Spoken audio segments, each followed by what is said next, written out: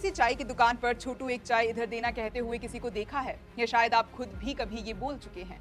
हम सब कहते हैं कि हमें चाइल्ड लेबर से नफरत है। हम सोशल मीडिया पर बच्चों के अधिकारों की बातें करते हैं, कहते हैं कि हर बच्चे को स्कूल में होना चाहिए, उसका बचपन सुरक्षित होना चाहिए। लेकिन सच बताऊं, जब वही बच्चा हमारे सामने चाय लेकर आता है, बर्तन साफ करता है या किसी ढाबे पर ग्राहकों को खाना परोस रहा होता है, तब हम चुप रहते हैं। हम बस सोचते हैं, हमें क्या। और यहीं से शुरू होती है हमारी सबसे बड़ी हिपोक्रेसी। एक तरफ हम कहते हैं कि बच्चों को किताबें पढ़नी चाहिए, दूसरी तरफ जब हम उनके हाथों में ट्रे, झाड़ू या बर्तन देखते हैं तो हम नजरें फेर लेते हैं। आप जरा आंकड़ों पर नजर डालिए। भारत में चाइल्ड लेबर का आखिरी बड़ा आधिकारिक डेटा 2011 की जनगणना से आता है।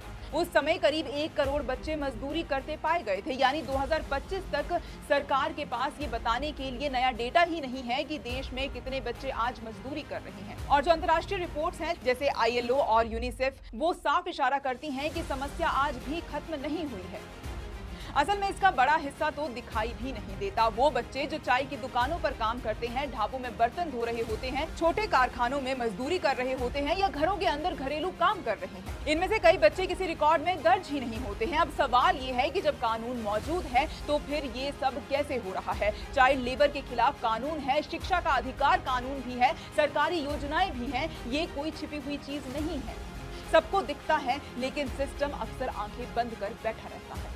और सिर्फ सरकार को दोष देकर भी हम बच नहीं सकते, क्योंकि कई बार गरीबी इतनी गहरी होती है कि परिवार बच्चों को काम पर भेजने के लिए मजबूर हो जाते हैं।